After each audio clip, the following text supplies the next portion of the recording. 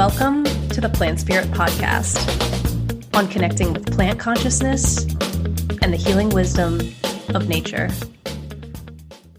I'm your host, Sara Artemisia, and I am absolutely delighted to introduce our next guest to the show today.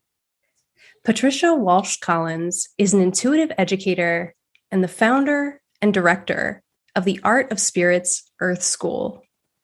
Earth School's mission is to facilitate a child's spiritual connection to their inner life through a living relationship with the natural world and all beings. So, Patricia, thank you so much for joining us today. Such an honor to have you here. Great to be here, Sara. I'm so excited for our conversation. And I'd love to start out with the approach that you have in Earth School to teaching and why this type of educational approach is so needed at this time. Sure. So I'm a professional educator of almost 30 years, and I taught in public and private schools. And as I began to grow personally and spiritually, I've always been a very spiritual person and very connected to nature, but spiritual awakening happened and things intensified. So as I began to grow and incorporate all kinds of different practices into my life, I introduced them into the classroom. So things like singing bowls, breath work, meditation. And it was great in the classroom until I started feeling like, and also taking kids outside more. So the balance was that we were kind of outside and doing this meditative work a little bit more than teaching the art and religion that I was supposed to be doing. And so at a point in 2014, I took a leap of faith because it was too small for me. Any school, that was a great school, but any school structure would be too small. And so I created Earth School. Earth School came to me 6 months later. And the basis of Earth School is really a spiritual connection to the natural world and all beings. And so I see myself as a facilitator, and I see Earth School as the conduit to the higher teachings of the earth. So our days at Earth School, and I chose our kids are 7 to 12, although this year, because we are 7 years into it, kids are starting to outgrow it, and we still love them and they love us. So we now extended to 15. We have one summer camp session, 13 to 15. But the idea of working with kids, besides the fact that I love it, they're so close to their source.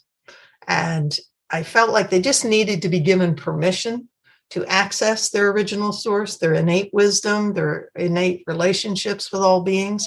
And that is really what Earth School is. So I feel that I create the space for them. I hold the space for them. I will facilitate. And really, it's their own remembering, which happens pretty quickly. We always have themes. And they're earth-based themes. They could be the earth elements, or they could be trees or birds or something like that. And I have activities, and I incorporate that into the meditations and the activities.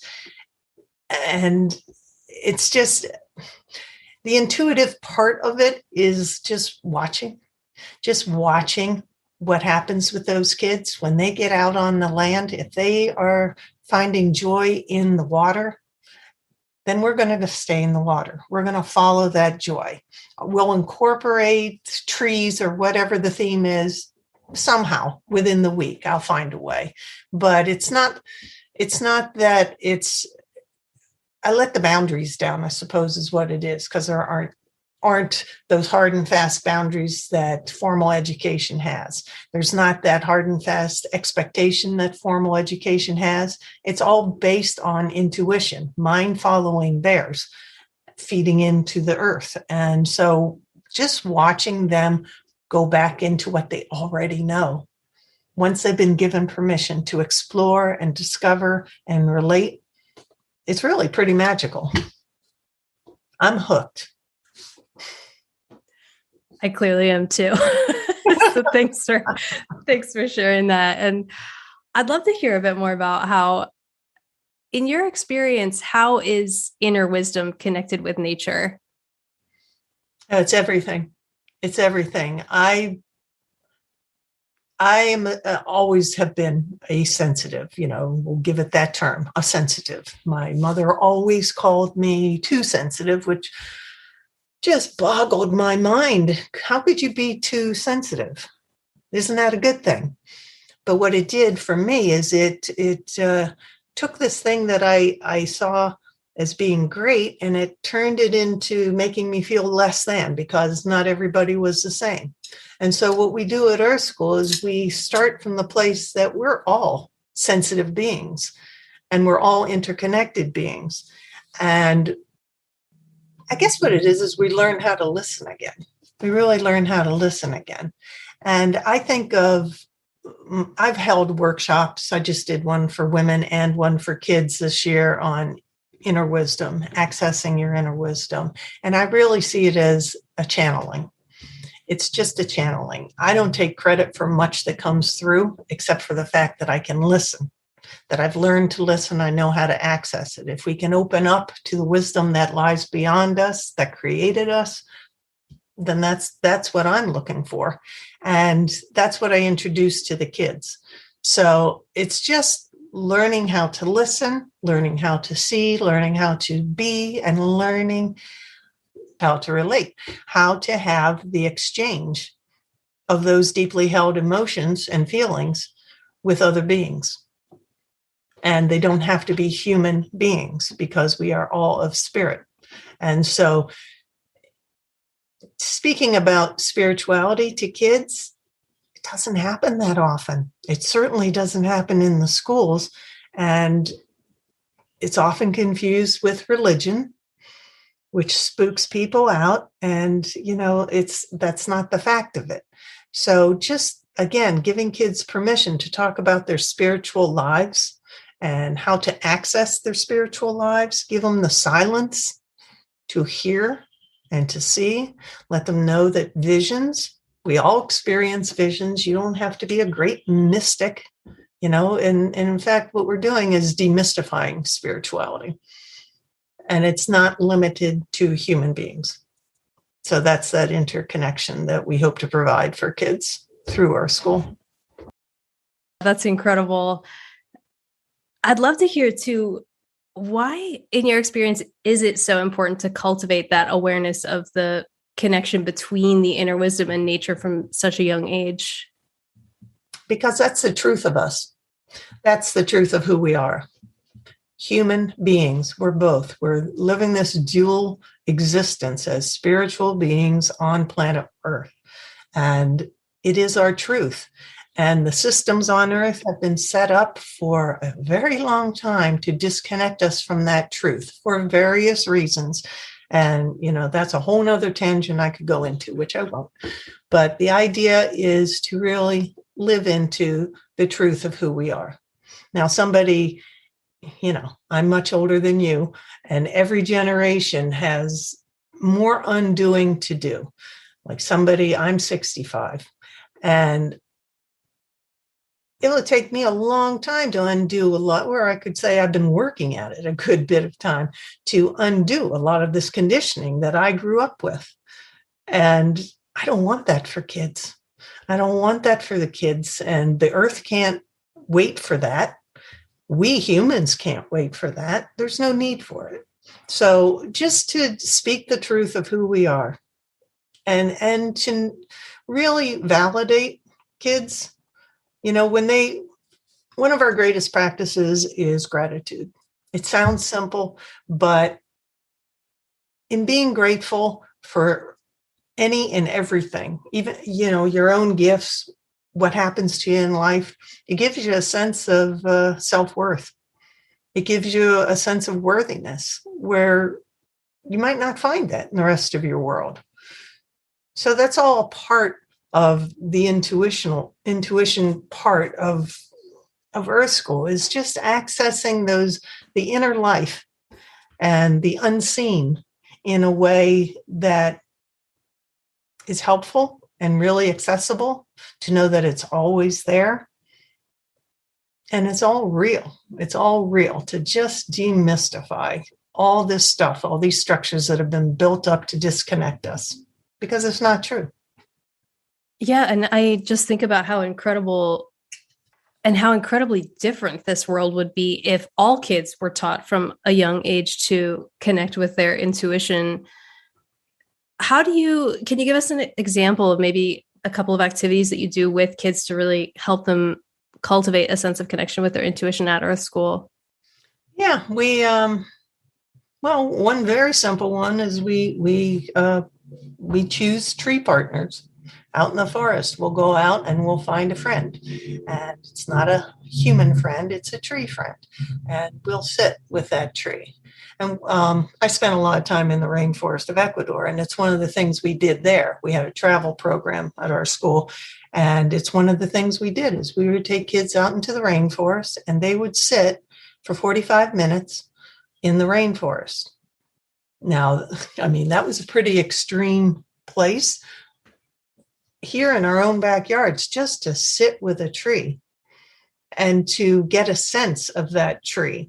And if you sit long enough and if you feel into it, you'll have thoughts, you'll have notions that come to you.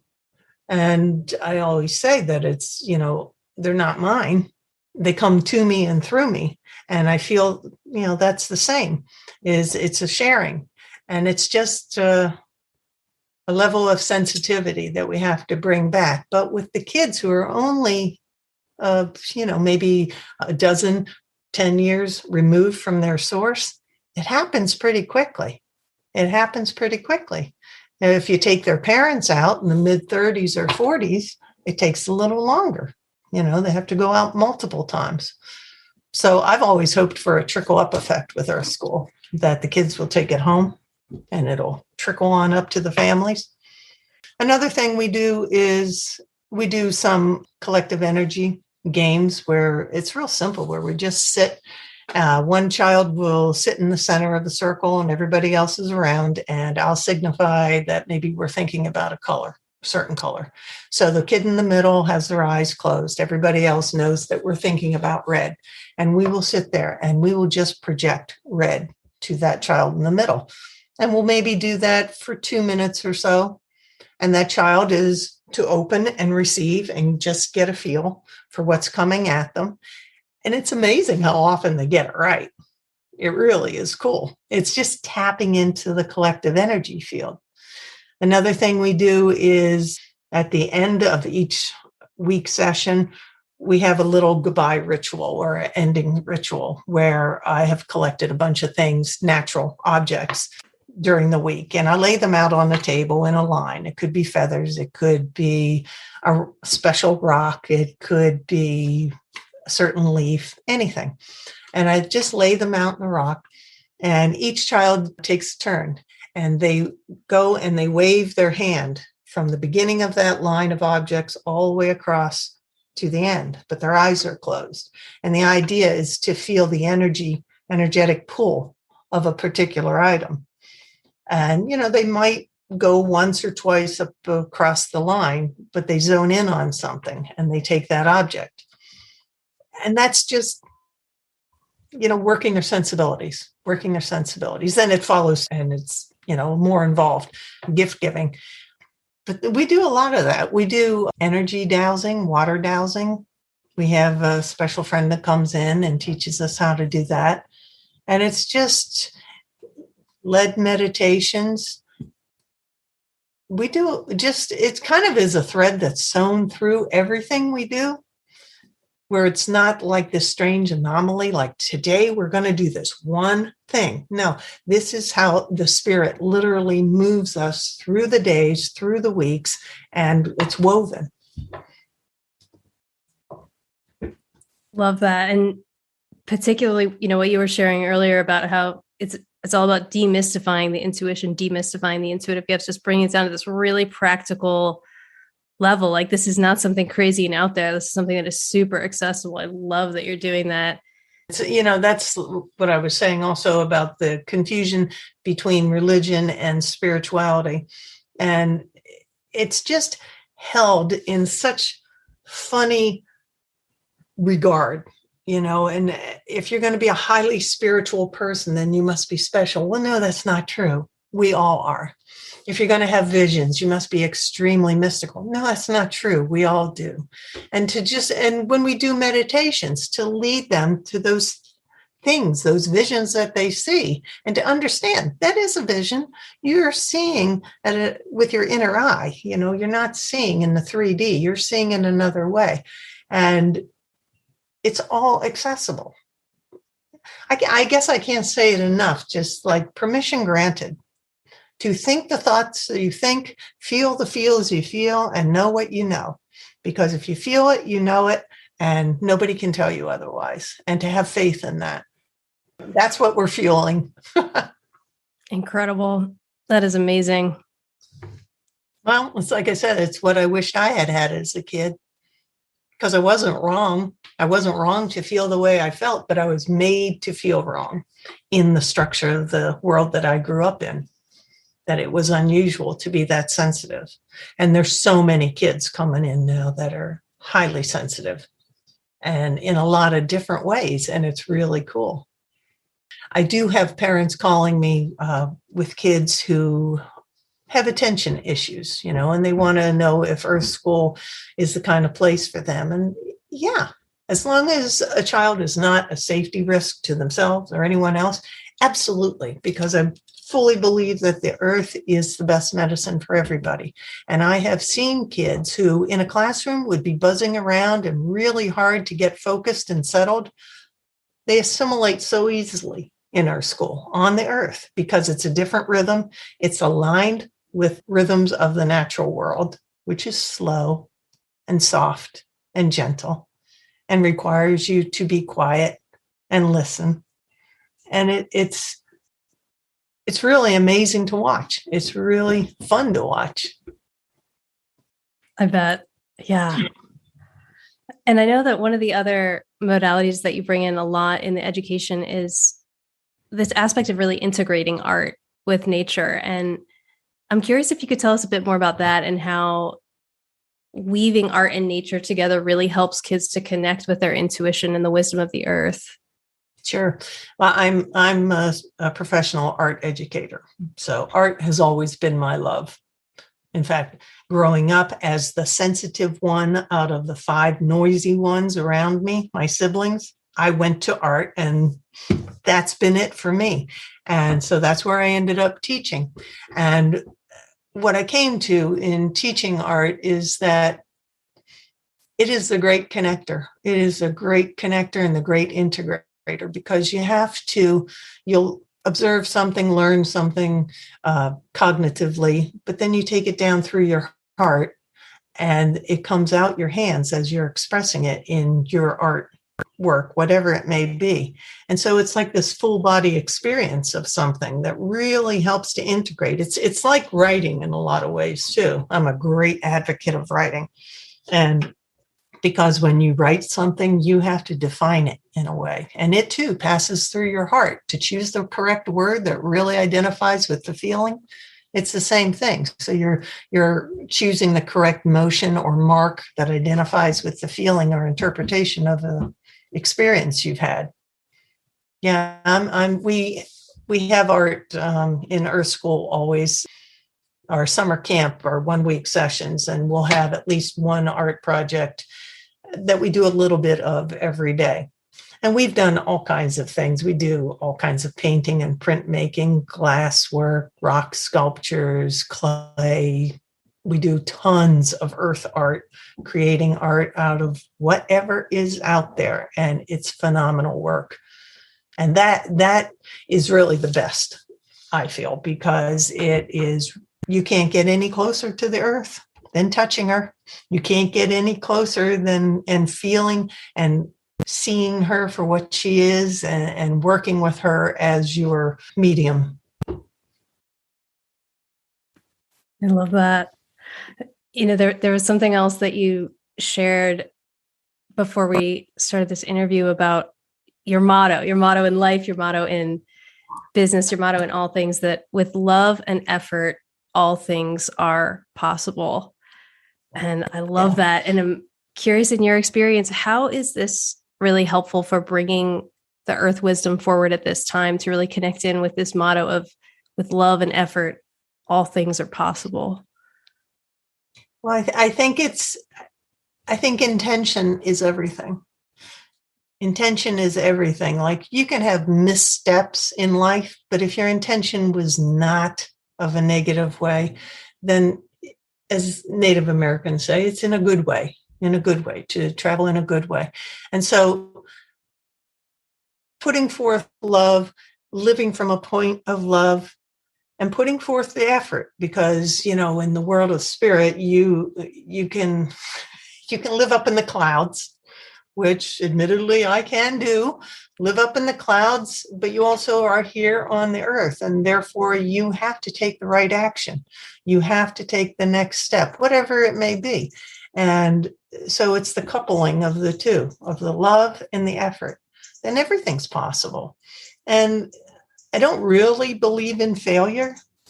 I just believe in effort. Doing it again. I used to say it in the art room, you can't be wrong here. Not everybody is a so-called artist. You cannot be wrong. But as long as you put forth the effort, you're correct. And that's how I feel in life.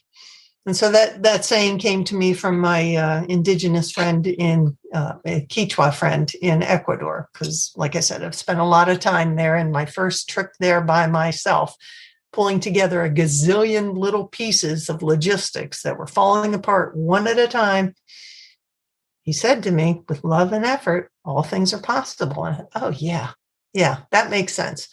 And it does. And it takes the pressure off, because the world that we live in and that these kids are being brought up in, of achievement and acquisition, is just, it's too much. It's too much. What about the love? What about the feeling that you get? What about the feeling you share? Is that not worth something? I believe it is. So with love and effort. Absolutely. And I'd love to hear a bit about, in your experience, how do the plants and nature really support you in your life's work? I'll just speak personally here right now. I was telling you earlier that I've always been a gardener, and I always considered myself an intellectual gardener, that I didn't actually have the gift of gardening, but I don't really believe in that anymore. When the pandemic hit, I have a lot of gardens around my house, and I put every little plant in there.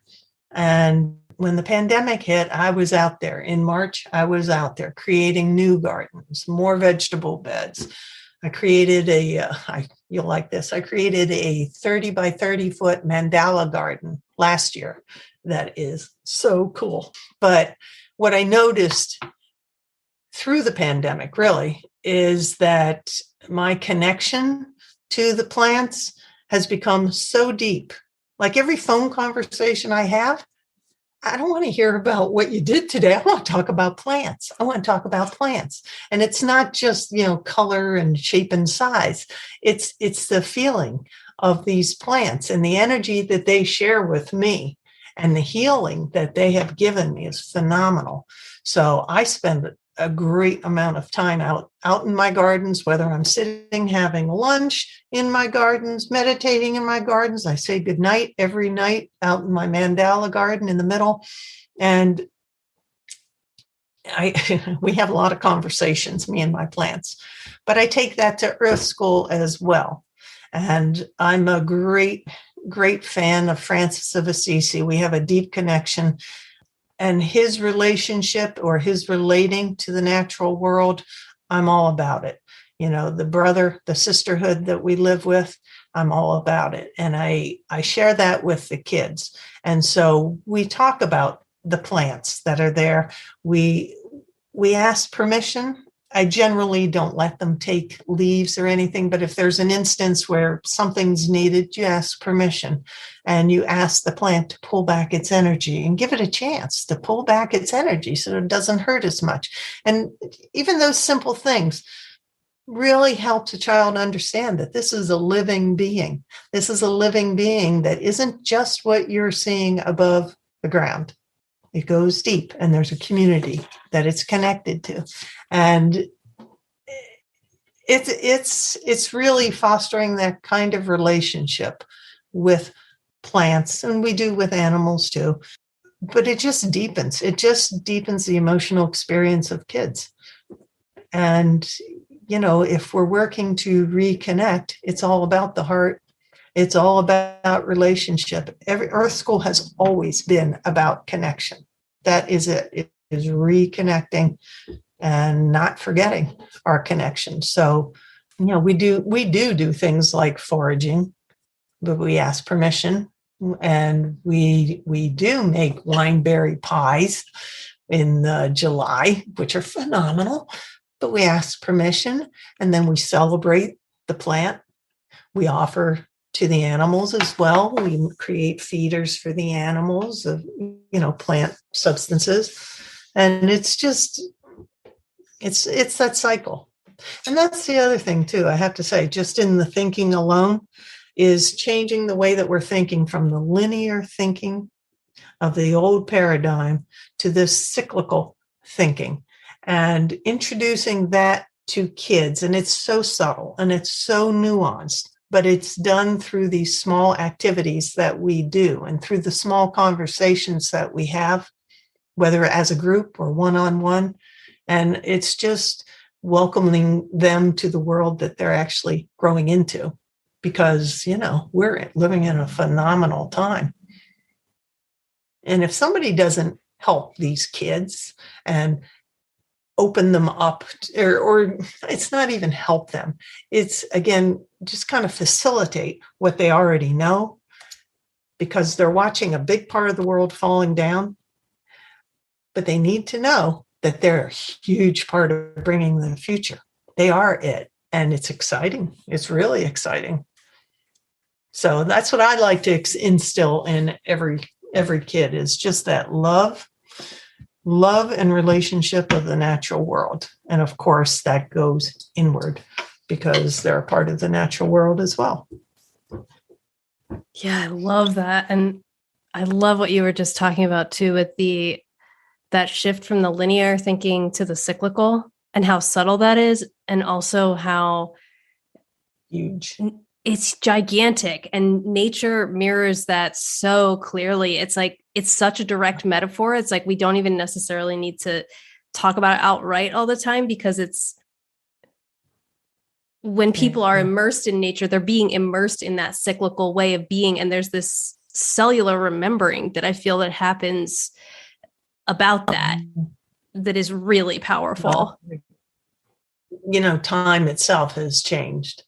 And right now, as we seem to be emerging from some level of the pandemic, there's this wanting to continue with the known, which is that linear projection or trajectory, and that doesn't exist. So the time of today, the way time works today, doesn't work in that linear fashion. It only responds and works within a cyclical, natural fashion. It's really nuanced. It's super nuanced. But again, like you said, being on the earth, that's it. She'll teach us. We get them there. She'll teach them. Amazing. So, Patricia, tell us, how can people find out more about you and your work?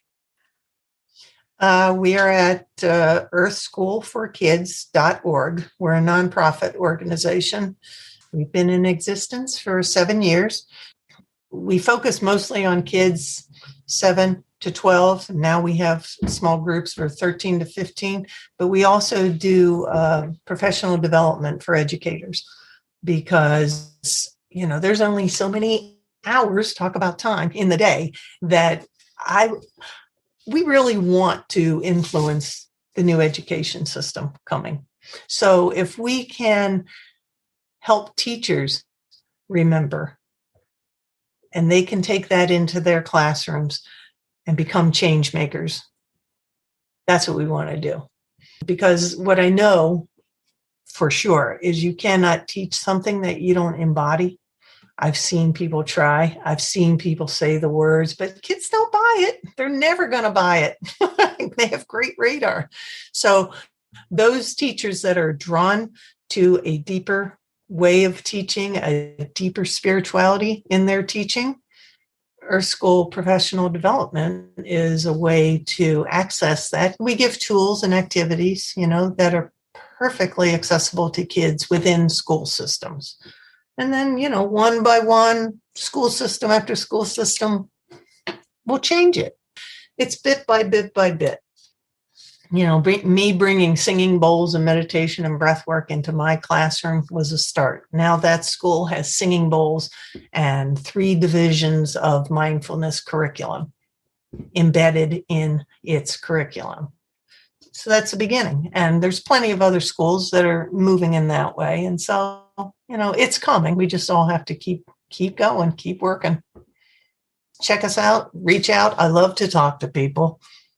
Here's just one more little nugget. I love a phone call. I love a phone call. I find that people do not want to speak on the phone anymore. They'd much rather text or send an email. And anytime I encourage them to actually get on the phone and hear my voice and I can hear theirs, a lot of times they shy away because it's become foreign, those conversations. And that's just another level of connection. Let's touch each other's hearts and connect with each other again. That's what it's all about. Amazing. Well, Patricia, thank you so much for joining us today. Just so incredible to hear about what you're doing with Earth School and the entire approach. It really is what is so needed at this time. Well, I really appreciate it. It's been great reconnecting with you. What a hoot that we found each other after all these years. And I love the podcast, and I really appreciate the opportunity to speak on it. Oh, thank you. And thanks so much for listening and joining us today on the Plant Spirit Podcast. I hope you enjoyed it, and please follow to subscribe, leave a review, and look forward to seeing you on the next episode.